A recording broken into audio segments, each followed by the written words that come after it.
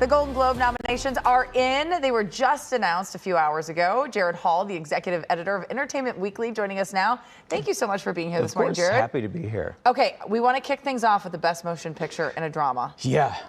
What a, there's so many here. A Complete Unknown, Conclave, Yep. Dune Part 2, Nickel Boys, September 5th, and The Brutalist. Are you surprised by these? Not by any of these, no. Some of these, this is a great mix of films that have been big box office films, like Dune, of course, is huge. But you've also got some movies like September 5, which is just a really fantastic film. Conclave, one of my favorites of the year. Some of these smaller, borderline independent films, you know, ones that we love to see original ideas in Hollywood, and to see them do well. Nickel Boys, an adaptation of Colson Whitehead's Pulitzer-winning novel, and then A Complete Unknown. This is the Bob Dylan story. Timothée Chalamet is just fantastic as Bob Dylan in this. And The Brutalist, this is a long film, but it is a really, really fantastic film. So you like all these? Yeah, I don't think there's a bad one in the bunch. That's unusual, I feel like. Yeah, every now and then there might be one, like in years past, you're like, wait, how did that get in? But this year,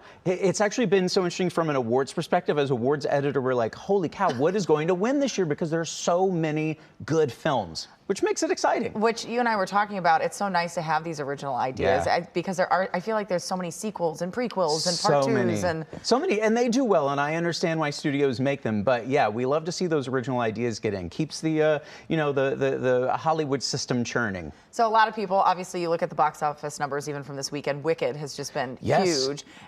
Back on top. Can you talk about what they scooped up this morning? Yeah, 4 nominations. We've got Ariana Grande for supporting actress, Cynthia Erivo for lead actress, and then best motion picture, musical or comedy, because the Globes separate them, drama, musical, comedy. So those are among their 4 nominations. I am not surprised by any of this. In fact, I kind of think Wicked is probably the one to beat in the top category. I mean, it's undeniable. One, how good the movie is, and 2, like the cultural impact of this thing it's been enormous. It throws me back to like Barbie of last year. Well, that's what I was going to say, but remember, Barbie really got snubbed last year. Yeah, it sure did. It sure did. So this is they got their best picture nomination, but there were certainly some categories that you were like, wait, really? Yeah. But Wicked, there's a different feeling, a different momentum about this. And musicals are so hard, and I mean, of course, Barbie had, you know, music in it, but it's funny, I don't think of Barbie as a musical, like, you know, Wicked, of course,